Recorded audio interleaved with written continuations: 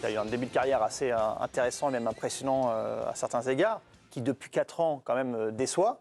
Et c'est pas ces quelques matchs brillants qu'il a fait avec Dortmund face au Paris Saint-Germain qui relance la donne. Donc si c'est un joueur sur lequel tu vas essayer de le relancer vraiment et que tu te dis que tu peux le toucher à, allez, on va dire maximum 30 millions, ça peut se discuter. Maintenant, c'est Paris. 30 millions, je pense que le prix augmente forcément quand c'est Paris. Et ça négocie dans l'autre sens, là. Et oui, en plus, ouais.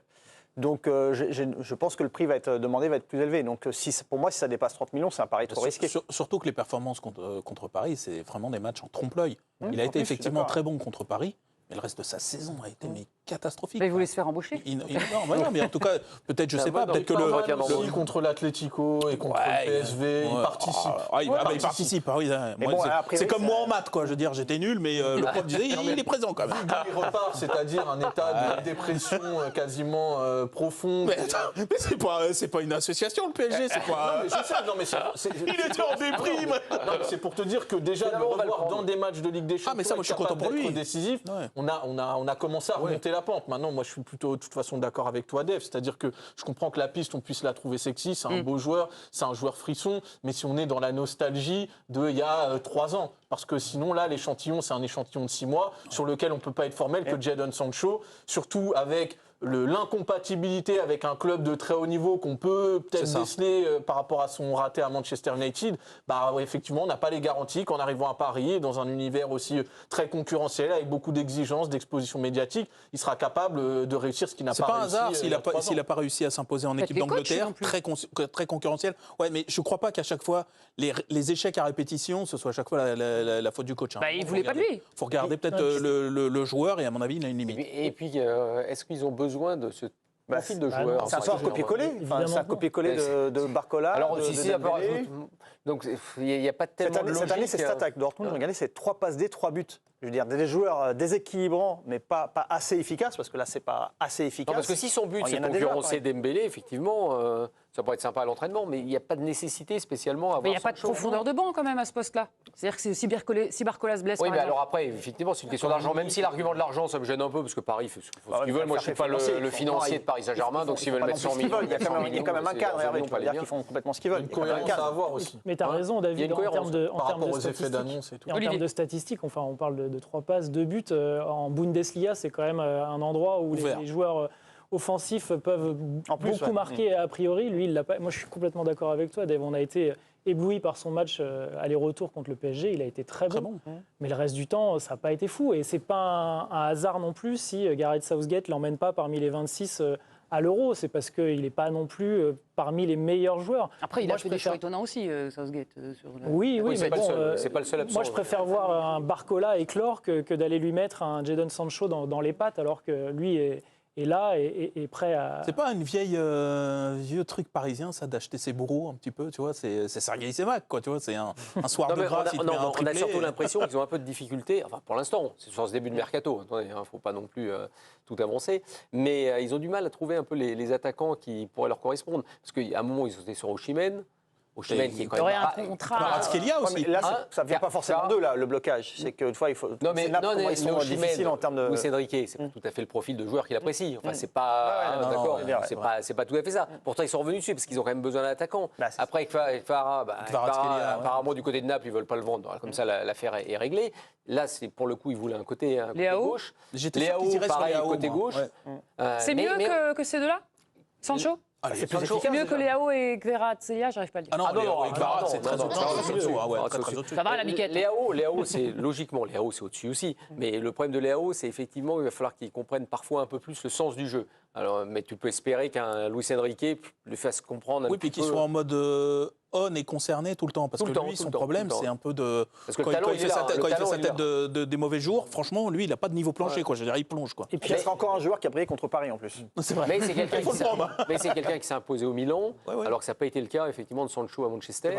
Oui, c'est ça. Donc, ça, c'est quand même important. Un Sancho dans un grand club, on l'a déjà vu. Quand il arrive à Manchester, il arrive avec un gros potentiel et ça n'a pas été un petit flop. Ça a été un flop. Rappelle-toi, c'est un peu Memphis Depay. Quand il arrive là-bas, on croit qu'il avait. Et puis finalement, moment, on se rend compte que la marche est un peu trop haute. C'est un joueur d'un club peut-être inférieur. Effectivement, Dortmund, ça correspond. Et d'ailleurs, il y a un dernier élément là-dessus, c'est qu'il n'y a aucun gros club qui s'est mis sur lui jusqu'à présent. Donc ça dit aussi quelque chose quand même sur les doutes qu'il y a sur son. Est-ce qu'on valorise dans la recherche le potentiel ou la dynamique? Parce que moi, j'entends les joueurs que vous citez qui sont dans une bien meilleure dynamique que Jadon Sancho. Pour moi, c'est incontestable, que ce soit sur les profils d'ailier, Leao, Kvaratskhelia ou même sur Osimhen au poste d'attaquant. Par contre, là où moi, je vais quand même faire un petit pas de côté, c'est sur vraiment la notion de talent pur. Là, par contre, je suis désolé, mais Jadon Sancho, pour moi, est meilleur que Leao dans la relation qu'il a avec le ballon, l'aspect technique, le dribble. Leao, c'est un joueur qui percute, qui est dans le changement de rythme. Par contre, dans vraiment la conduite, le côté un peu charnel avec le ballon, Jadon Sancho... Oui, mais tu sais, j'ai rarement vu un joueur plus doué que Hatem Ben Arfa, et tu vois la carrière qu'il a faite. C'est pour ça. Et le talent, ça veut rien dire. Enfin, c'est pas matérialisable. Laissez Hatem tranquille, là, déjà. Commencez pas. Il n'a rien demandé. Laissez bon Hatem tranquille. C'est pas méchant vis-à-vis de lui. Vu le potentiel, le talent que tu as de départ, évidemment, tu n'as pas la carrière que tu aurais pu espérer. En fait, au final, de toute façon, tu as la carrière que tu mérites. Justement, ne pas se laisser berner par l'aspect talent de Jadon Sancho, qui, moi, me semble être très, très élevé par rapport aux cibles potentielles. Par contre, le talent, il est conditionné, par la dimension mentale, et on a vu que là-dessus, il était friable, et aussi par la dimension athlétique, qui est elle-même liée à la dimension mentale. Et là, de ce côté-là, Léao, c'est costaud. À assembler, quoi. Il arrive peut-être aussi à se relancer parce qu'il revient à la maison. C'est un cadre, un endroit, Dortmund, qui connaissait pour y être déjà passé, donc forcément ça aide un petit peu aussi à se relancer. Repartir dans Pareil, c'est pas l'idéal pour se relancer. Non, on pense pas à ça. Ça arrive, t'es plein badin. C'est pas un club où tu te relances. David tout à l'heure évoquait Barcola, le petit Sancho. Monsieur Sancho, s'il arrive un jour, c'est pas dans la peau d'un remplaçant a priori. Non, mais c'est ça aussi. Attention. Après, on parle aussi de Luis Enrique. Enfin, je veux dire, on l'a vu cette saison, il y a eu énormément de changements, de turnover. Donc, surprenant. Oui, parfois surprenant. Il y a pas avec la nouvelle Ligue des Champions, ils ont des matchs et des matchs et des matchs. Plus c'est difficile de dire. Mais tu mets qui sur ta feuille de match? De titulaire indiscutable. Non, mais l'interrogation, elle n'est pas sur les choix de Luis Enrique. Luis Enrique l'a à peu près démontré. S'il faut faire des choix, il ne va pas se prendre la tête. Mais Jadon Sancho, c'est quelqu'un qui vit très très mal le fait d'être déclassé. À Manchester United, quand il n'a pas réussi à s'adapter tout de suite et que derrière, on l'a perdu même humainement. C'est quelqu'un qui a balancé sur le club. Voilà, il a mis des tirs à son entraîneur, etc. Publiquement, il a dû être exfiltré dans une équipe de division ultra inférieure pour pouvoir retrouver un peu le goût du truc. Ouais, on part de loin. Tout à l'heure, on parlait d'Assos, on en est là. Mais il y a quand même l'idée au PSG de te dire qu'à un moment, dans la politique sportive, il y a du foot. C'est ce qu'on attend, qu'il y en ait de plus en plus année après année. Mais il y a aussi, quoi qu'on en dise, la partie un peu marketing. Ça fait vendre. Non, mais Sancho, c'est un nom. Et là, tu viens de perdre Kylian Mbappé. Tu vas pas forcément avoir... Je vais pas acheter le maillot de Sancho. Mais là, tu compares... Je ne compare pas les deux joueurs, je compare le principe. Et les pommes de terre, là. Mais je compare le principe. Officiellement, normalement, c'est fini cette ère-là. Officiellement. On vend plus de maillot, c'est fini. On solde. Ce qui est susceptible de motiver ce choix, est-ce que c'est vraiment sportif? Est-ce qu'il y a une part de market? Ou quelle est en fait la proportion des deux? Parce que tu as la sensation que Sancho, c'est un grand nom du foot. Ça fait vendre. Non, je pense que c'est un nom qui résonne pour les supporters et que ça peut les exciter. Et que ça, dans un projet, ça compte aussi. Après, on se rend Camille et moi, on n'achètera pas le maillot de Sancho. Non, mais honnêtement, Sancho, on pouvait dire, alors Rashford, c'est un nom qui Rashford, c'est un nom un petit peu, on me dit, tiens, je veux vendre des maillots. Sancho, j'ai l'impression, c'est quelqu'un qui est repassé par le Dortmund. Je suis étonné qu'ils n'aillent pas sur Rashford. Il est en plusieurs fois. Oui, mais il est en disgrâce à Manchester. Franchement, c'est un peu compliqué. Mais pour moi, lui, ça reste une menace. C'est-à-dire que quand tu l'as sur un terrain, moi, je pense que l'équipe adverse, elle n'est jamais tranquille face à un mec pareil. Je trouve qu'il dégage quelque chose, il a une vraie personnalité, il a des qualités, mais d'attaquant moderne. Mais vraiment, je ne comprends pas qu'ils mettent pas le paquet, parce que Jadon Sancho, pour moi, c'est plus un joueur de très bien ficelé aussi. Alors quoi, ça sert d'être adossé au Qatar?